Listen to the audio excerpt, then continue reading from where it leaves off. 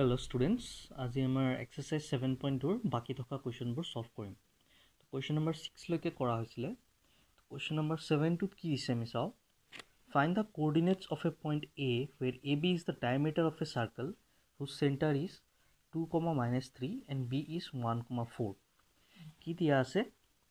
AB এটা circle diameter আৰু O তাৰ center. O coordinate দিছে 2, -3 আৰু B coordinate দিছে 1, 4. আমাক এতিয়া A coordinate ওলাব দিছে। তো ফাৰ্ষ্টত আমি given খিনি লিখিলো।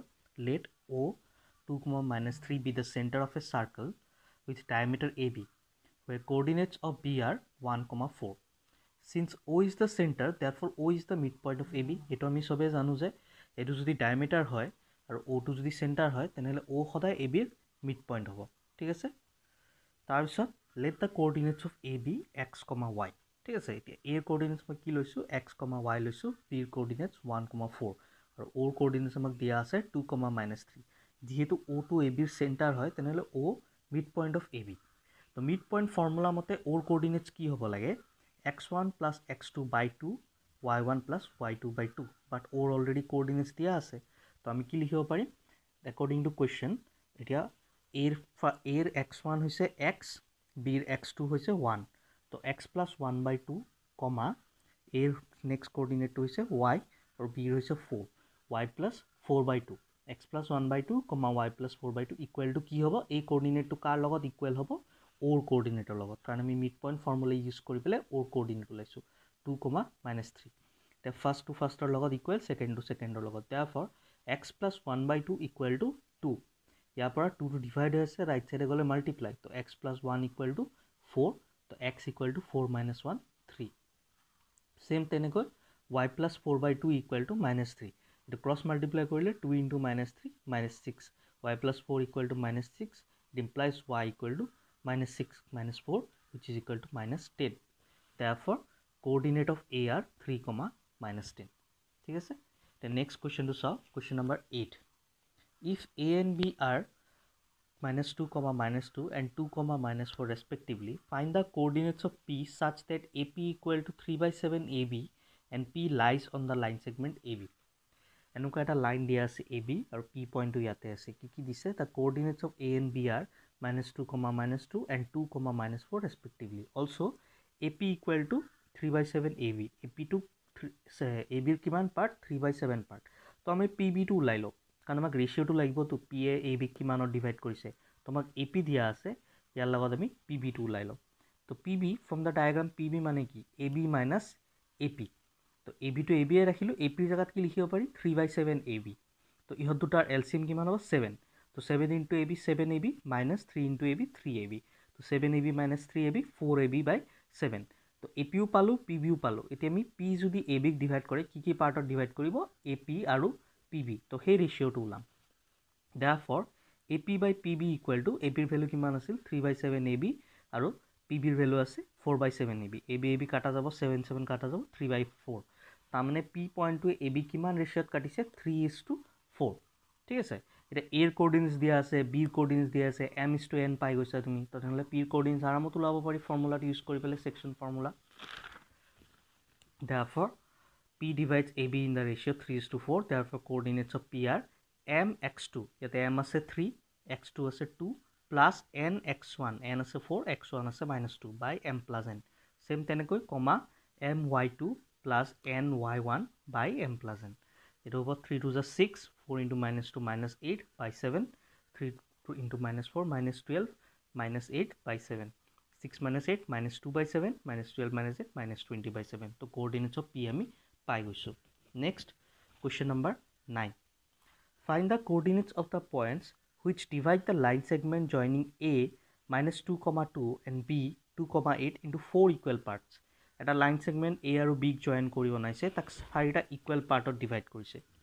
A, B এটা line segment, তেও 4টা equal partত যদি কৰিব লাগে কেইটা point লাগিব 1 2 3, কাৰণ এইটো এটা part হ'ল, এইটো এটা part, এইটো এটা আৰু এইটো এটা। তো 4টা equal partত 3টা পইণ্টে divide কৰে। তো মই কি লিখিছো? Let the points P, Q, R divide the line segment joining A -2, 2 and B 2, 8 into 4 equal parts. Now, P divides AB in the ratio 1:3. কেনেকৈ গম পালো মই চোৱা? P এ AB কিমানত? ফাৰ্ষ্টত AP AP এটা পাৰ্ট, PQ এটা, QR এটা, RB এটা, তিনিটা। তাৰমানে P এ AB কিমানত কাটিছে 1:3 ৰেচিঅ'ত। ঠিক আছে, ডায়েগ্ৰামৰ পৰা এইটো গম পায়।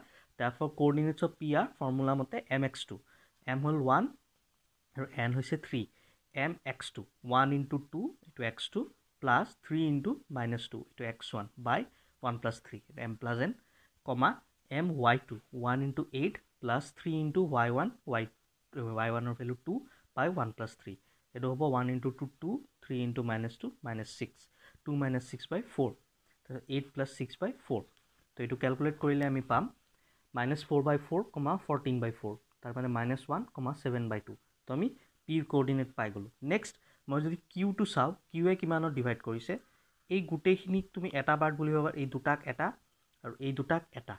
ঠিক আছে, বা তুমি এনেকেও ভাবিব পাৰা এটা দুটা পাৰ্ট আৰু এটা দুটা পাৰ্ট। তাৰ মানে q এ কিমান ৰেচিঅ ডিভাইড কৰিছে। সিমিলাৰলি q divides ab in the ratio 2:2 তো তুমি তোমাৰ m আৰু n পাই গৈছা। Already x1 y1 x2 y2 দিয়া আছে, তো তুমি q ৰ কোঅৰ্ডিনেটস ওলাব পাৰিবা, কাৰণ এইটো মই কৰা নাই। সেম তেনেকৈ r এ কিমানত ডিভাইড কৰিছে 1 2 3 আৰু 1 3:1 ৰেচিঅ'ত, and r divides ab in the ratio 3:1। ঠিক আছে, তো এনেকৈ তুমি r আৰু কোঅৰ্ডিনেটস ক্যালকুলেট কৰিব পাৰিবা। তো আমি নেক্সট কোৱেশ্চনটো চাওঁ। Question number 10, find the area of a rhombus if it's vertices are 3,0 4,5 -1,4 and -2, -1 taken in order. Hint, area of a rhombus equal to half into product of its diagonals. এটা rhombus দিয়া আছে আৰু তাৰ vertices দিয়া আছে। তো এনেকৈ মই rhombusটো ড্ৰ কৰিছোঁ এনেকৈ অৰ্ডাৰত A B C D. Let ABCD be a rhombus where AC and BD are the two diagonals. আমাক এৰিয়া ওলাব দিছে আৰু হিণ্টত কি দিয়া আছিল, area of A rhombus equal to half into product of diagonals. ইয়াতে diagonals কোনটো AC আৰু BD। তো মই AC ওলাইছোঁ ফাৰ্ষ্টত, কেনেকৈ ডিষ্টেঞ্চ ফৰ্মুলা ইউজ কৰিছোঁ, যোনটো মই 7.1 এক্সাৰচাইজত কৰিছিলোঁ। AC ওলাবৰ কাৰণে ই x1 y1 ই x2 y2। তো ডিষ্টেঞ্চ ফৰ্মুলা মতে কি হ'ব, √x2 - x1 whole square -1 - 3 whole square plus y2 - y1 whole square 4 - 0 whole square.